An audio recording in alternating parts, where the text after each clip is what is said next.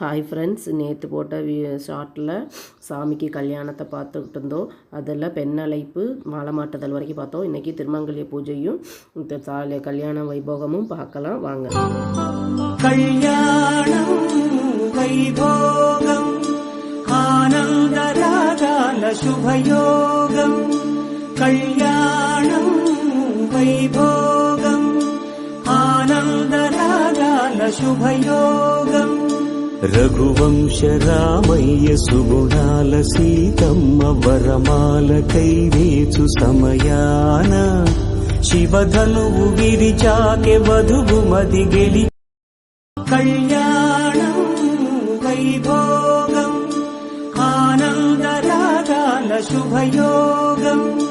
కళ్యాణం వైభోగం ఆనంద రాగాల శుభయోగం.